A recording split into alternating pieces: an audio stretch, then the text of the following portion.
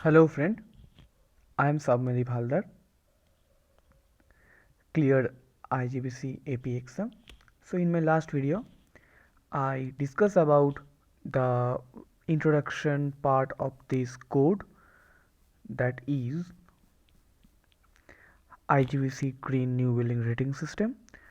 So today in this video, I am discussing the first part, very small part of this code. So today I am planning to discuss that first part, sustainable architecture and design.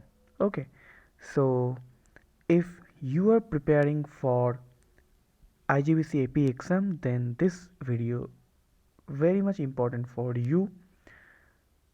So my humble request is that don't skip it, because it is ultimately your benefit, not mine. Okay, so let's get started. So in this chapter, in this video, we'll talk about this sustainable architecture design. That SA, that means A is for sustainable and A for architecture. That is called sustainable architecture and design. So SA is the code language. SA. So in this SA, sustainable architecture and design, there is a three part. One is integrated design approach, one is site preservation, one is passive architecture. So we'll discuss within few minutes one by one. This is the first point, SA Credit 1. In SA Credit 1, what they are mentioned: encourage integrated design approach, construct high performance building. High performance, that means low carbon emission, low water consumption. In that perspective, that is a high performance, thereby reducing negative environmental impact. What is your negative environmental impact? Like increase of the carbon dioxide, the, reducing the oxygen, or increasing the temperature. That all are come in the negative environment impact.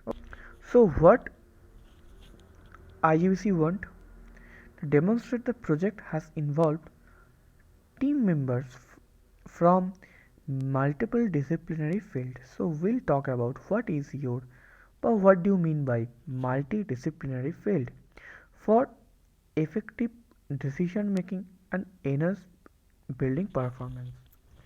Effective decision making, that means a proper decision making where there is no lag.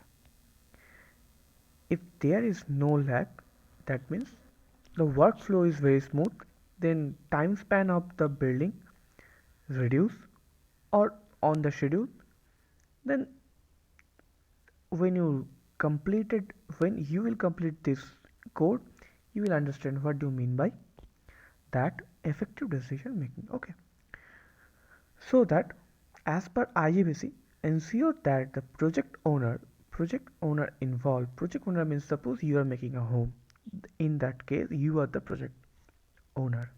Okay, so or manlo, you are making a building, and suppose some builder try to make this.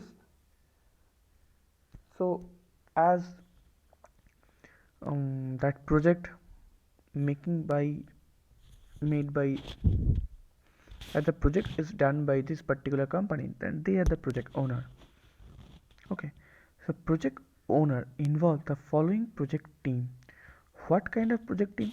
Now, I already told about multidisciplinary field.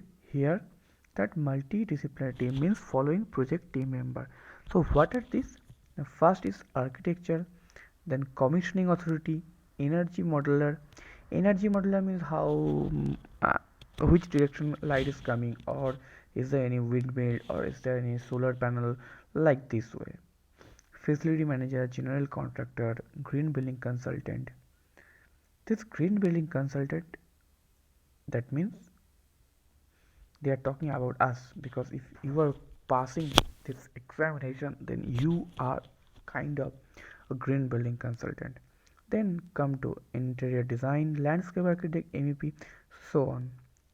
And the mandatory thing is that document at least 3 project meetings at different stages of the project. So these all are the various stages. And suppose you are making your projects, there is a number 1 step, number 2 stage, number 3, number 4, number 5. Say in every stage there is a 3 meeting. Every stage you have 3 meeting, and ये meeting में आपको क्या हुआ है इसका आपका document होना ज़रूरी है. क्यों ज़रूरी है? बिकॉज एक चीज़ आपको मैं दिखा रहा हूँ. When this review is going on then you have to submit those document. So that is why document is very mandatory thing in your project time phase. जब प्रोजेक्ट चल रहा है तब जो जितने सारे हो सके आप डॉक्यूमेंट आपके पास रखिए. ओके, तो that is the very main thing. Document at least 3 project meeting at different stage. Exam से ऐसे पूछ सकते हैं, how many document needed at least. The answer will be 3 project meetings. Okay, so अगर मान लो आपके पास 1 2 3 3 आपका स्टेज है और ये 3 स्टेज के अंदर 1 2 3 जो प्रोजेक्ट मीटिंग है उसका डॉक्यूमेंट है, तो you have to get 1 point, and this 1 point after addition, if you getting the 40 41 50 51, then your building or project certified that this is a green building. Now we'll talk about site preservation, that is essay credit to point 2. What is written here? Encourage retaining site features to minimize site damage. What do you mean by site damage?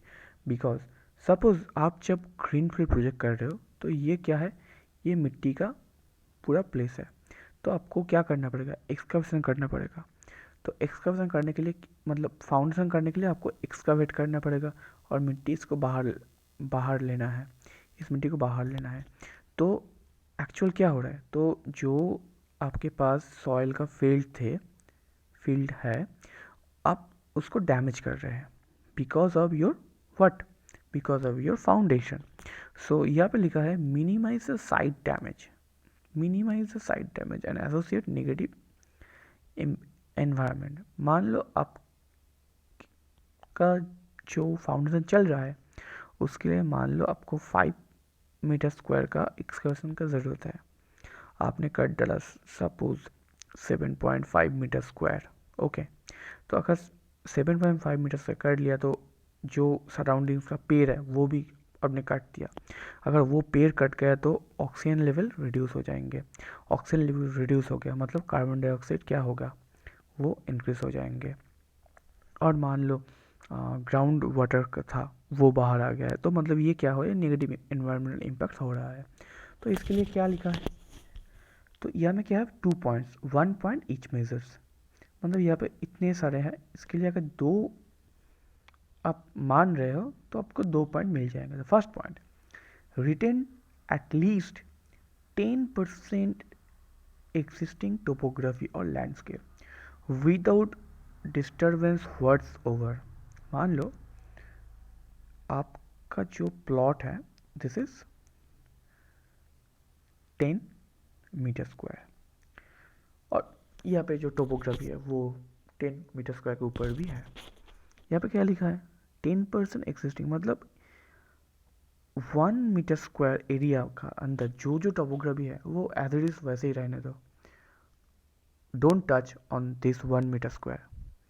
जो 9 metre square topography है उसके ऊपर आपका मन मर्जी जो चाहिए जो करना है तो कर दीजिए, कोई दिक्कत नहीं है। तो अगर ऐसे आप ओबे कर रहे हो, मतलब मान रहे हो, then you will getting again 1 point. existing tree, designed to integrate tree with new development, so preserve 75% of existing tree। मतलब आपका जो प्लॉट है, प्लॉट के अंदर अगर पेड़ है तो ये पेड़ को कंसीडर करके आप डिज़ाइन कीजिए, जैसे कि at the end of the design 75% existing tree वहाँ पे रहना चाहिए। हाँ, you can cut the 25% tree, but 75% tree होना चाहिए। अब कैसे होगा, क्यों होगा, वो आईजीवीसी का काम नहीं है, वो डिज़ाइनर का काम है। इसीलिए लिखा है design to integrate tree with new development. मतलब जब डिज़ाइन कर रहे हो तो वो ट्री वहाँ पे रहेंगे, ये सोच के डिज़ाइन कीजिए आप कैसे क्या कर लो। Natural rock, retain at least 50% natural rock if, मतलब मान लो आपका फाउंडेशन लेवल है, मान लो आपका ये सॉइल लेयर्स है और आपने ये पाइल फाउंडेशन कर दिया, और मान लो यहाँ पे कुछ रॉक्स मिला आपको, रॉक्स मिला, तो क्या है, retain at least 5% natural rock excluding building footprint.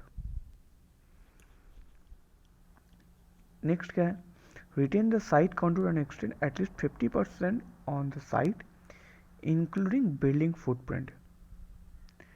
And water body, retain 100% water body and channels existing on site. मतलब पेड़ है तो 25% कट आउट कर सकते हो, जैसे कि आपके पास वो है नेचुरल रॉक्स है, वो 50% आप वहाँ पे रख सकते हो, 50% आपको रिमूव कर सकते हो। बट अगर मान लो वाटर है तो वो 100% वहाँ पे रहना चाहिए, नहीं तो प्रॉब्लम हो जाएंगे। ठीक है, so that is all about your site preservation. There is a 4 point. Question कहाँ से आ सकता है, क्वेश्चन आ सकता है 10% से आ सकता है, 50% से आ सकता है, ये 50% से आ सकता है, ये 100% से आ सकता है।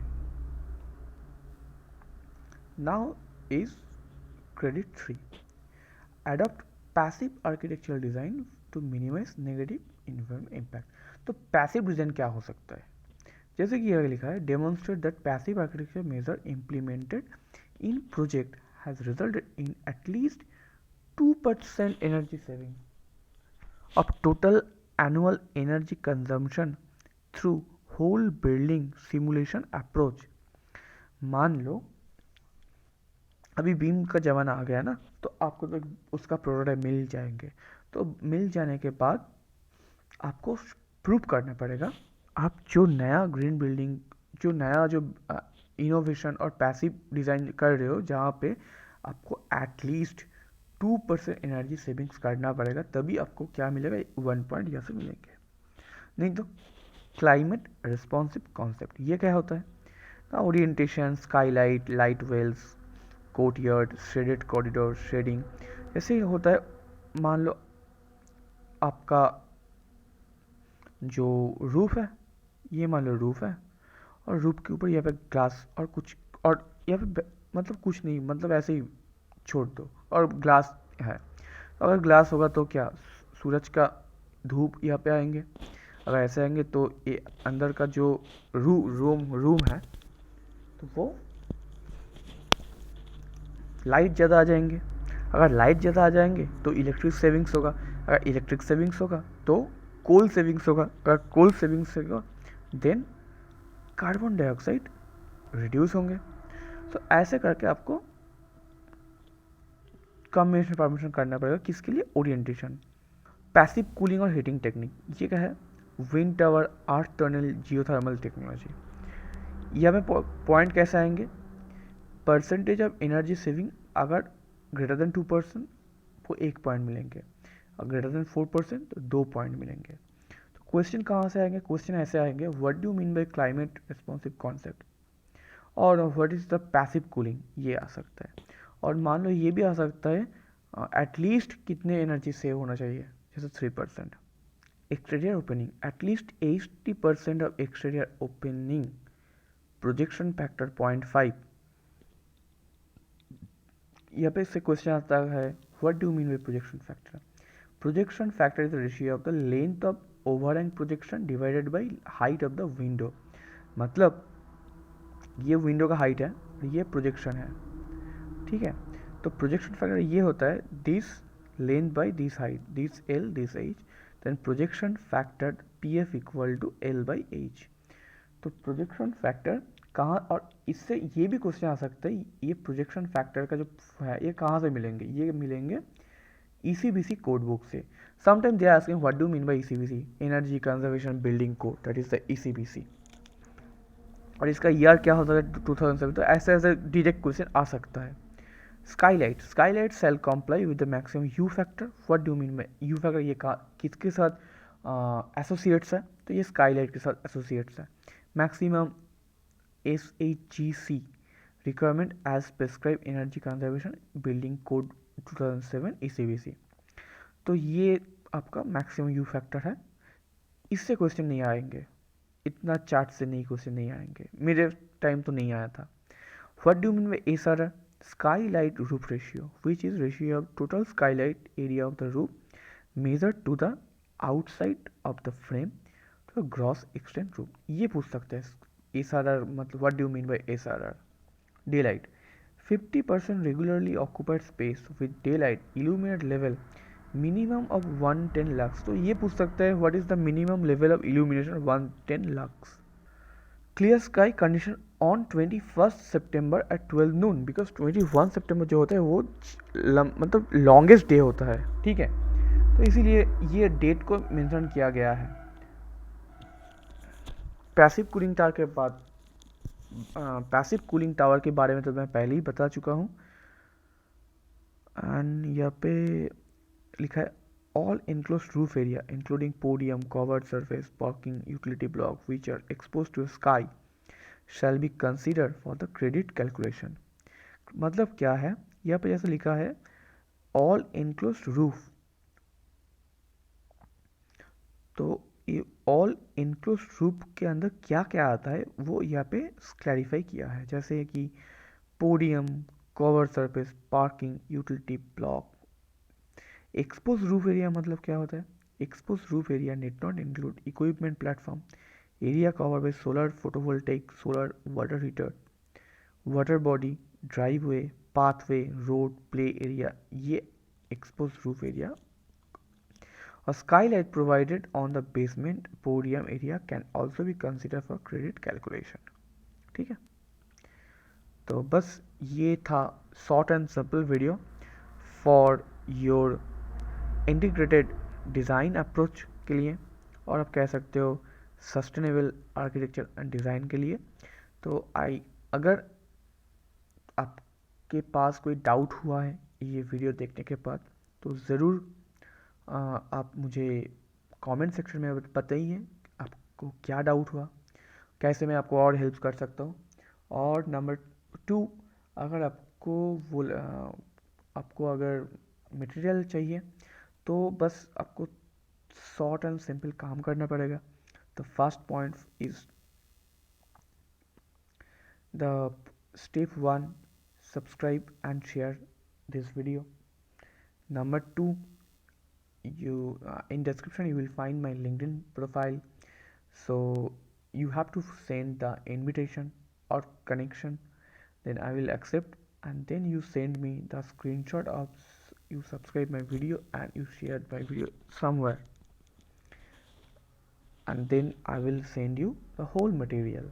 Okay, so yeah, uh, till then, bye bye. And one more thing, kindly stay home and be safe, because new mutant of corona is coming soon in India probably. So stay healthy, stay safe, and wear the mask, because so thank you once again for watching this video. For more video, subscribe this channel, press the bell icon for never miss an update.